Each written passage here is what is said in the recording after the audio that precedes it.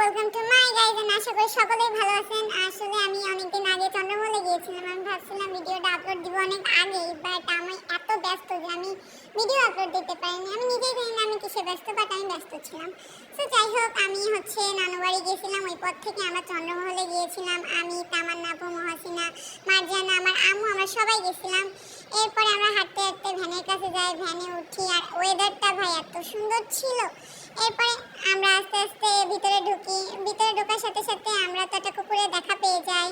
আস্তে আস্তে আমরা ভিতরটা এক্সপ্লোর করি। পুরা চন্দ্রমহল আমরা সুন্দর করে এক্সপ্লোর করছিলাম, আর আমি মাঝে মাঝে ক্লিপ নিচ্ছিলাম। এরপর আমরা একটা দোলনা পাই। আমরা দোলনায় তিন বোনই অনেক মজা করি। তামান্না আপু আমাদের ভিডিও করে দেয়।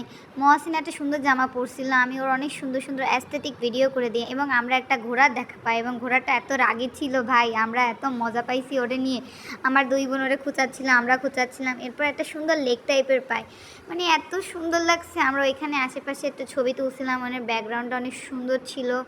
আর এখানে মেবি এরা ডেকোরেশন করতে চাচ্ছিলো বা কিছু একটা বানাইতে চাচ্ছিলো, কিন্তু ব্যর্থ হয়ে আমাদের মতোই ছেড়ে দিয়েছে। কোনো ব্যাপার না। এরপর আমরা অনেক সুন্দর সুন্দর ফুল গাছ দেখছি, বাট ফুল গাছের ফুলগুলো ছোট ছোট ছিল। আমরা একটা ছাদে উঠি, ওইখান থেকে সুন্দর একটা অ্যাস্থেটিক ক্লিপ নেই, আমিও নেই, মহাসিনাকে দিয়ে দেই করে। অনেক সুন্দর ভিউ ছিল। আর ওয়েদারটা ভাই আসলে অস্থির লেভেলের ছিল, মানে না রোদ না বৃষ্টি।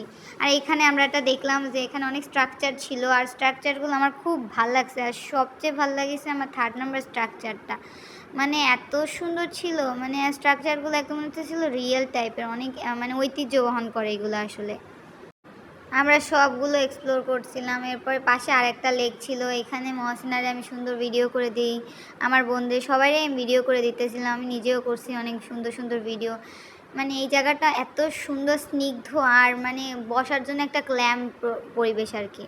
আমরা ওইখানে অনেকক্ষণ হাঁটছিলাম। হাঁটার পরে আমরা ফাইনালি চন্দ্রমহলের ভিতরে গেলাম, এবং ভিতরটা ভাই এত ঠান্ডা আর এত সুন্দর, অনেক সুন্দরভাবে পরিপাটি করে সাজানো গোছানো ছিল। ওইখানে আমাদের একটা আন্টির সাথে পরিচয় হয়, যে আজকে প্রথম ডিউটিতে আসছিল। আমার চন্দ্রমহলের মধ্যে সবচেয়ে ভালো লাগছে এই মহলটা, মানে এত সুন্দর করে হাতের কাজ দিয়ে গোছানো, আর উপরগুলো অনেক সুন্দর করে মানে সাজানো গোছানো, মানে এক কথা একদম অস্থির লেভেলের সুন্দর। আর ভিতরে অনেক সুন্দর সুন্দর জিনিসপত্র ছিল, মানে ঐতিহ্য বহন করে অনেক টাইপের টাকা ছিল, জিনিস ছিল, জাহাজ ছিল, নৌকা ছিল, সব অনেক সুন্দর। উপরে দোতলায় ওঠা নিষেধ ছিল, তো আমি তারপরেও মানে দোতলায় উঠি নাই, বাট সিঁড়িতে উঠে আমি জাস্ট ভিডিওটা করে আমি চলে আসছিলাম। এখানে অনেক পুরোনো আমলের ছবি, ভিডিও, মানে অনেক কিছু ছিল। আমরা প্রত্যেকটা জিনিস খুঁটায় খুঁটায় দেখতেছিলাম। আমার সবচেয়ে ভালো লাগছিলো টাকার কালেকশানগুলো। এরপরে এখানে আমরা দেখি যে এখানে সব টাইপের জিনিসগুলো প্রজেক্ট আকারে ছিল, আমার এগুলো অনেক ভাল লাগিছে। আস্তে আস্তে আমরা সব কিছু ঘুরে মুড়ে ছবি টবি তুলে তুলে একবারে ফাইনালি লাস্টের দিকে চলে এলাম। তারপর আমরা বের হয়ে এসে ফুচকা খাইটাই আমরা লেবুর শরবতও খেয়েছিলাম। আমরা তারপর আস্তে আস্তে বের হয়ে আসি। আর এই তো এটাই ছিল আমাদের আজকের ব্লগ। আশা করি সবার ভালো লাগবে, আর ভালো লেগে থাকলে অবশ্যই লাইক কমেন্ট করবেন।